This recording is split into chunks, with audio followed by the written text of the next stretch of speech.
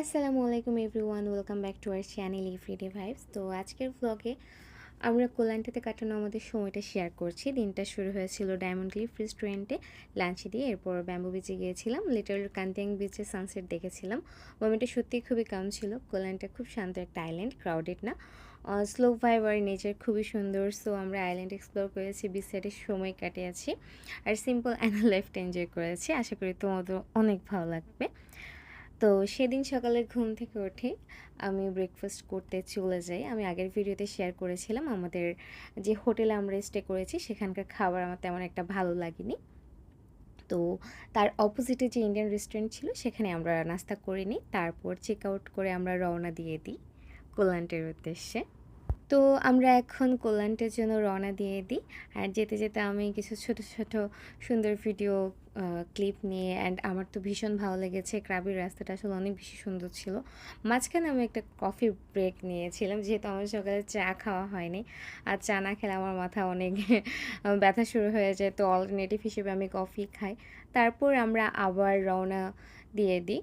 আমার তো ভীষণ ভালো লাগছিল জার্নিটা। আমার ইচ্ছা করছিল এই রাস্তাটা যেন শেষ না হয়।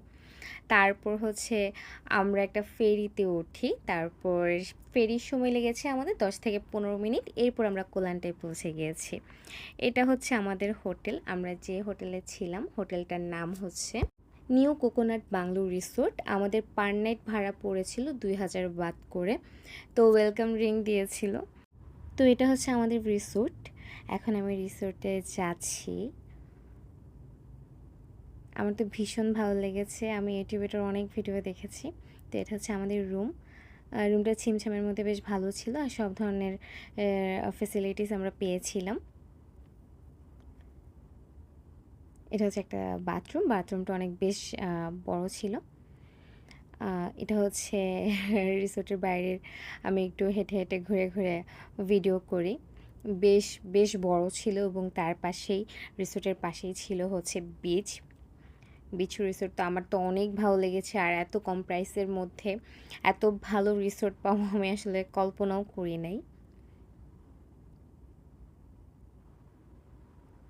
তো এখানে একটা সুইমিং পুলও আছে। এইখানে সাধারণত মানুষ 10-12 দিন মানে অনেক লম্বা সময়ের জন্য ঘুরতে চায়, বাট আমাদের আসলে অনেক শর্ট টাইমের মধ্যে ঘুরে শেষ করতে হয়। কোলানটা আমার অনেক বেশি ভালো লাগছে। আমি যদি নেক্সট কখনো যাই আমি অবশ্যই লম্বা সময়ের জন্য ওখানে থাকতে যাব। আমাদের হোটেলের রিসোর্টের পাশেই হচ্ছে বিচ। বিচটা তো আমার অনেক বেশি ভালো লেগেছে, এবং বিচের পাড়ে পাড়ে হচ্ছে